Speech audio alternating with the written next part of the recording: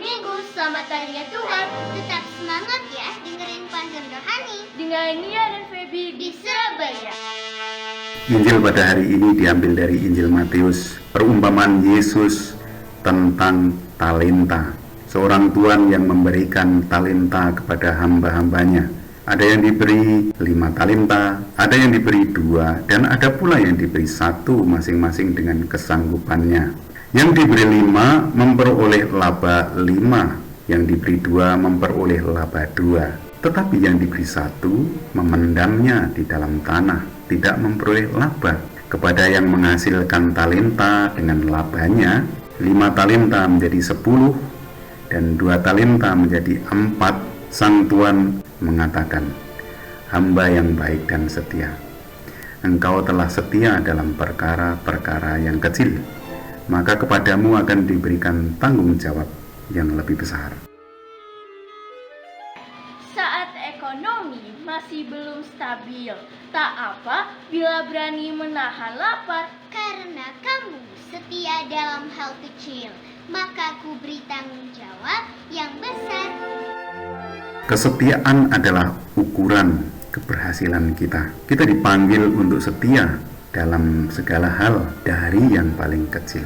Dan itulah kriteria kalau kita mau masuk ke dalam kerajaan surga. Melakukan hal-hal sederhana, hal-hal yang kecil tetapi dengan cinta yang besar. Kedua hamba yang menghasilkan talenta itu juga diberikan anugerah untuk masuk dan tinggal bersama dengan tuannya, karena mereka baik dan setia.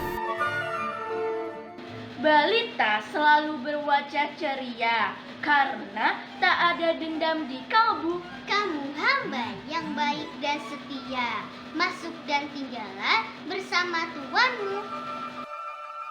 Saudara-saudari, kita dipanggil untuk tetap berbuat baik dengan setia.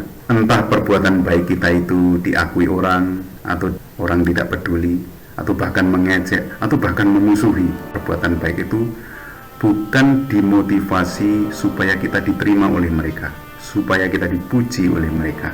Kita berbuat baik dengan setia karena tahu bahwa itu adalah baik. Karena kita mengalami kebaikan Tuhan, maka kita berbuat baik. Kita berbuat baik dengan setia karena sadar bahwa itulah nilai kerajaan Allah. Sedangkan kepada hamba yang memendam talentanya di dalam tanah, yang tidak mengembangkan talentanya, sang tuan mengambil talenta itu daripadanya. Dan dikatakan di dalam Injil, yang mempunyai kepadanya akan diberi sehingga berkelimpahan, tetapi yang tidak mempunyai, apapun yang ada padanya akan diambil. Anak bandel jangan cepat disalahkan, sebab orang tua tentu ikut andil. Yang punya kan diberi berkelimpahan, yang tak punya apapun akan diambil.